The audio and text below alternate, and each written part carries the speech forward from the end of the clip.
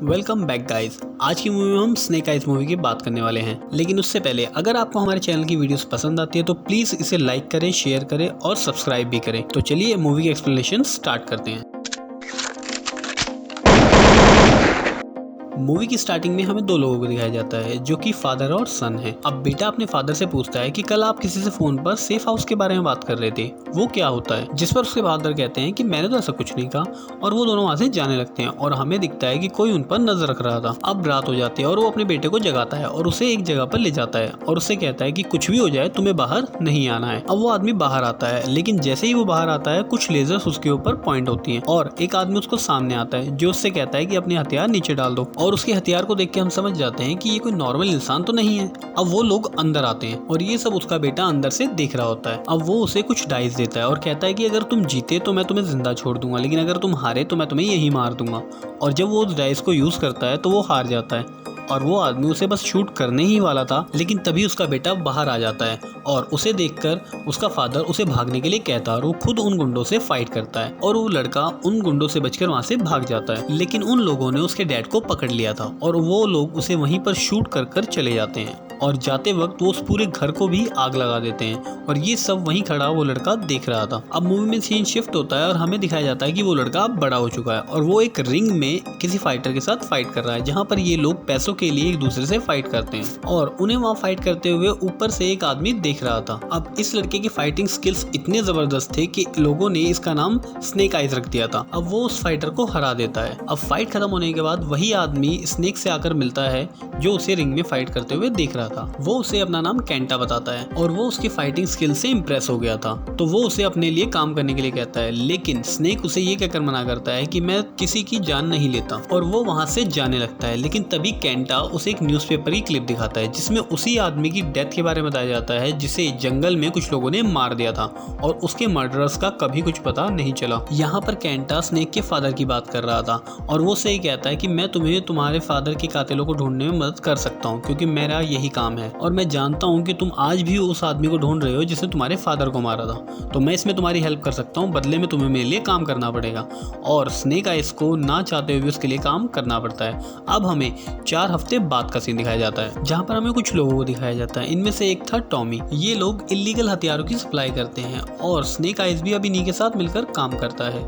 अब ये सब लोग अंदर चले जाते हैं। अब वहां जाने के बाद हमें स्नेक आइज का काम दिखाया जाता है जो कि फिशेस के अंदर गन्स को डाल रहा था ताकि उन्हें इलीगली यहाँ से सप्लाई किया जा सके। तभी टॉमी उसके पास आता है और वो उसे बताता है कि बॉस ने उसे बुलाया है। अब वो दोनों वहां से सीधा अपने बॉस के पास जाते हैं जहाँ पर उसका बॉस उन्हें बताता है कि हम में से कोई एक गद्दार है और हमें लगता है कि शायद वो लोग स्नेक की बात कर रहे हैं, लेकिन वो लोग टॉमी को पकड़ लेते हैं। अब उनका लीडर उसे मारने ही वाला था, लेकिन तभी वहाँ उसका बॉस आ जाता है जिसे देख के सब लोग सर झुकाते हैं और ये और कोई नहीं वही केंटा था जिसने स्नेक को अपने पास काम पर रखा था। अब केंटा वहाँ आता है और वो टॉमी से कहता है कि तुम्हें यहाँ देखने की मुझे उम्मीद नहीं थी और वो बताता है कि टॉमी कोई नॉर्मल स्मगलर नहीं है, ये जापान की एक निंजा फैमिली से बिलोंग करता है और ये मेरा कज़न भी है। तो वो स्नेक से कहता है कि तुम मुझे अपनी लॉयल्टी प्रूफ करो और इसे मार दो, लेकिन स्नेक उसे नहीं मार पाता। तभी केंटा अपने सभी आदमियों को इन दोनों को मारने के लिए कहता है और यहाँ पर हमें इनकी काफी ऑसम फाइट देखने को मिलती है। अब वो सभी लोग टॉमी और स्नेक पर हमला करने के लिए आगे बढ़ते हैं, लेकिन तभी वहाँ पर पुलिस की गाड़ी आ जाती है जिसकी वजह से वो बच जाते हैं। लेकिन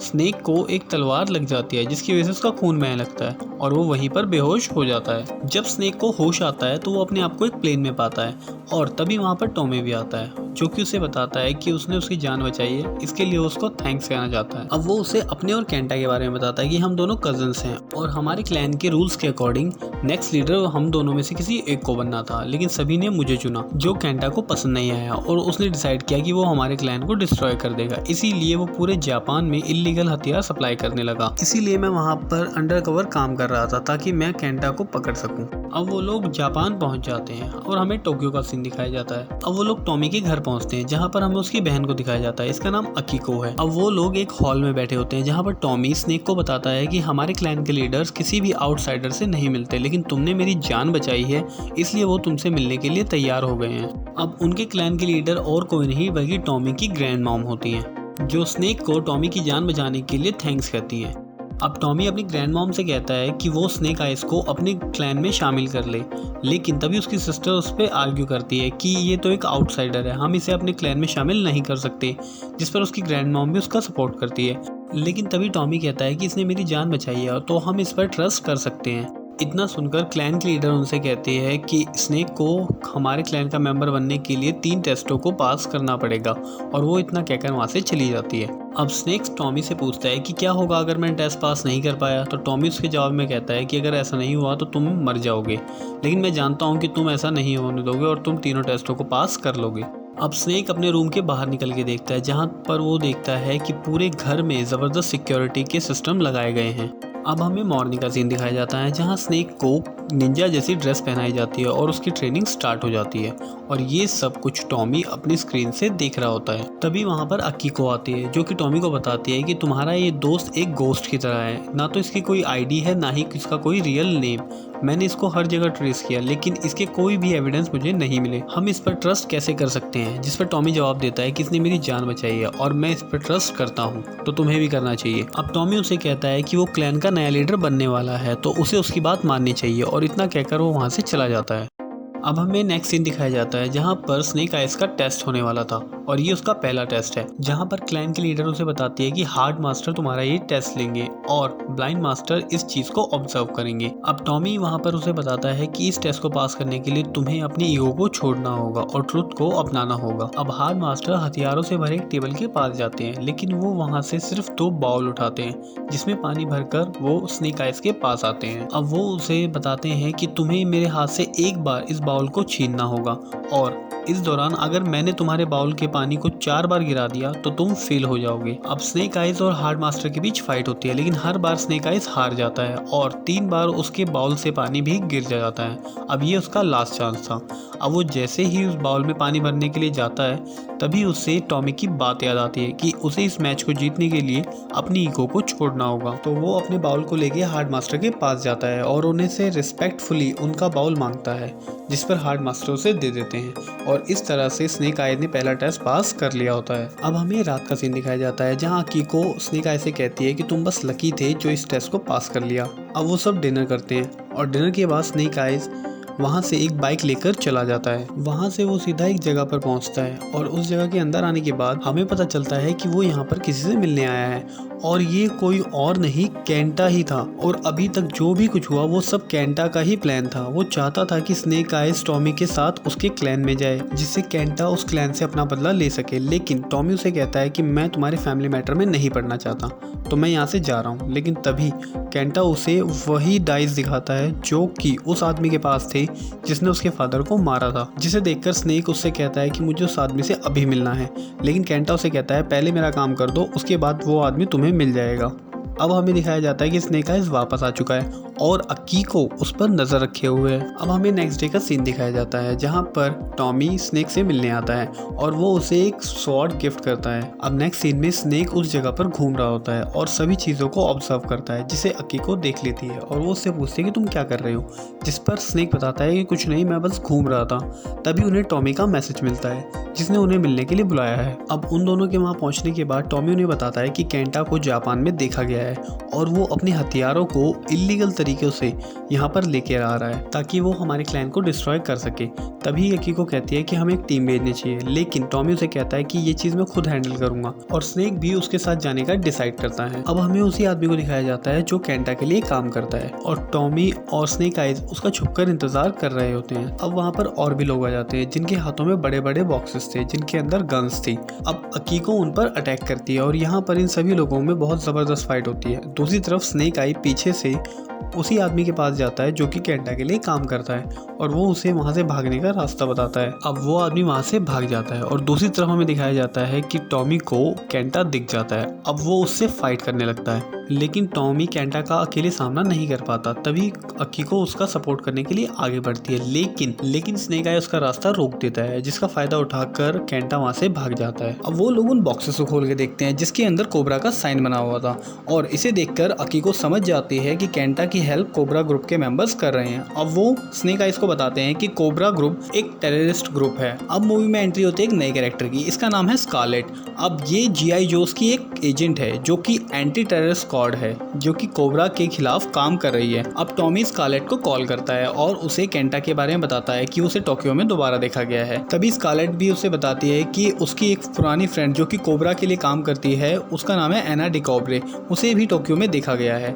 और अब उनका प्लान जानने के लिए स्कारलेट भी टोक्यो के लिए निकल चुकी है और स्नेक आई भी ये सब चीजें सुन रहा था। और अब हमें दिखाया जाता है कि स्नेक आई बाइक लेकर दोबारा से केंटा से मिलने के लिए गया हुआ है, लेकिन इस बार अकीको उसका पीछा करती है। लेकिन स्नेक आई को पता चल जाता है कि अकीको उसका पीछा कर रही है, इसलिए वो उसे चकमा दे देता है और दूसरी तरफ से केंटा से मिलने के लिए चला जाता है। जब स्नेक केंटा के पास पहुंचता है तो वो देखता है कि एना भी वहीं पर मौजूद है और एना उसे अपने आप को इंट्रोड्यूस करवाती है और वो बताते हैं कि वो कोबरा गैंग की मेंबर है। लेकिन कोबरा गैंग के बारे में जानने के बाद स्नेक आई केंटा का साथ देने से मना कर देता है और वो वहां से जाने लगता है। लेकिन तभी एना स्नेक को उसी आदमी की वीडियो दिखाती है जिसने उसके फादर को मारा था और वो उसे ये धमकी देती है कि अगर उसने उनका काम नहीं किया तो वो इस आदमी को कभी नहीं देख पाएगा। लेकिन स्नेक ऐसा होने नहीं दे सकता था क्योंकि वो उससे अपना बदला लेना चाहता था, इसलिए वो उनके काम को करने के लिए वहां से चला जाता है। अब ब्लाइंड मास्टर उसका सेकंड टेस्ट लेते हैं जिसमें वो उसे एक रोशनी दिखाते हैं और कहते हैं कि इसको फॉलो करो।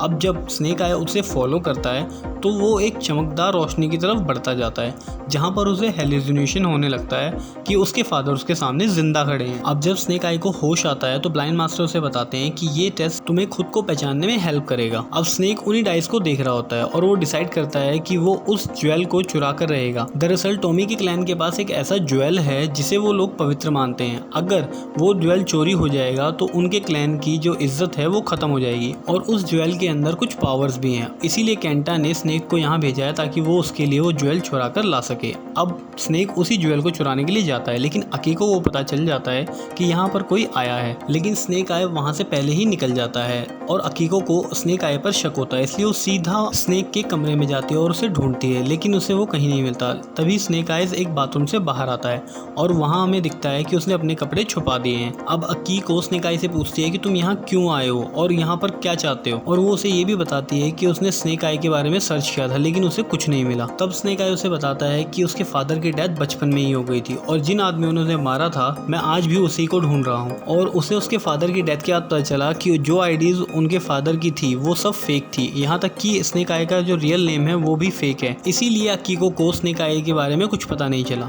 अब इतना सुनने के बाद अकीको से कहती है अगर तुम तीसरा टेस्ट पास करना चाहते हो तो अपने दिल में कोई नफरत मत रखो वरना तुम पास नहीं हो पाओगे। अब हमें मूवी में नेक्स्ट सीन दिखाया जाता है जहाँ पर स्नेक आय का तीसरा टेस्ट होने वाला है। अब यहाँ पर हमें ज़मीन में एक बहुत बड़ा गड्ढा दिखाई देता है जहाँ पर सभी लोग खड़े थे।